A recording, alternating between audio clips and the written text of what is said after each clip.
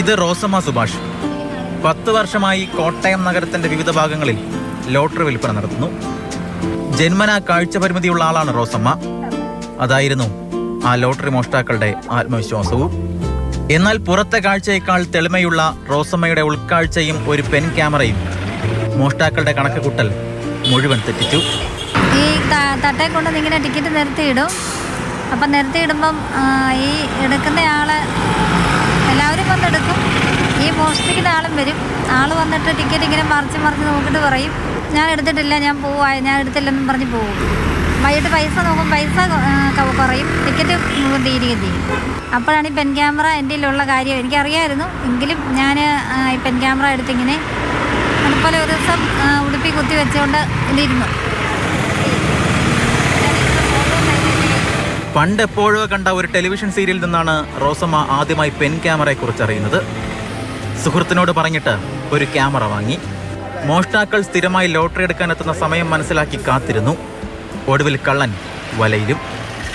അങ്ങനെ 2-3 ദിവസം ഞാനിങ്ങനെ പുള്ളി എടുക്കുമ്പോഴെല്ലാം പുള്ളി എടുത്തിട്ട് പറയും, ഞാൻ എടുത്തില്ല ഏട്ടാ, പോവാ. ഞാൻ പറഞ്ഞു ശരി, ഇപ്പോൾ പോകുമെന്ന് പറയും.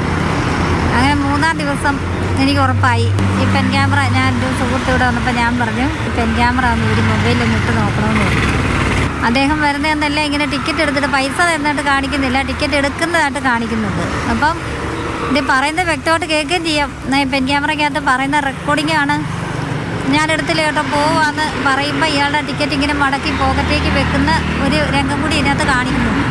പല സീരിയലിലും സിനിമയിലും ഒക്കെ കാണും പെൻ ക്യാമറയുടെ ഉപയോഗമൊക്കെ കണ്ടിട്ടുണ്ട്. അപ്പോൾ അങ്ങനെയൊക്കെ ആയപ്പോൾ എനിക്കറിയാം ഇങ്ങനെ സംഭവം ഉണ്ടെന്നുള്ളതും. പക്ഷേ ഇത് ഉപയോഗം എങ്ങനെയാണെന്ന് എനിക്ക് അറിയത്തില്ലായിരുന്നു. തട്ടിപ്പ് നടത്തിയവർ മാപ്പ് പറഞ്ഞതിനാൽ കേസ് നൽകാനൊന്നും റോസമ്മ ഇതുവരെ തയ്യാറായിട്ടില്ല. മറ്റുള്ളവരൊക്കെ ഈ പുള്ളി ഇങ്ങനെ ചെയ്യുന്നതെന്ന് അറിഞ്ഞിപ്പം ടിക്കറ്റ് എടുക്കുന്നതെന്ന് അറിയുമ്പോൾ എല്ലാവരും ഈ പുള്ളിയെ പ്രാഗുമായിരുന്നു. പക്ഷെ ഞാൻ നേരം പറയാം, അയാളെ പ്രാഗൊന്നും ചെയ്യരുത്. കാരണം അയാളൊരു മനുഷ്യനല്ലേ, അദ്ദേഹത്തിന് ചിലപ്പോൾ എന്തെങ്കിലും ബുദ്ധി തോന്നി ചെയ്യുന്നതായിരിക്കും.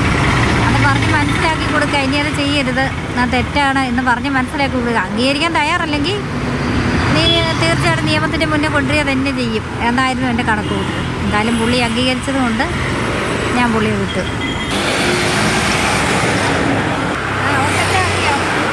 ടിക്കറ്റ് മോഷ്ടിച്ച മഹാനോടാണ്. 2 കണ്ണിനും കാഴ്ചയില്ലാത്ത സ്ത്രീ എന്ന ധൈര്യത്തിലാണ് നിങ്ങൾ ഈ മോഷണം നടത്തിയതെങ്കിൽ നിങ്ങൾക്ക് തെറ്റി.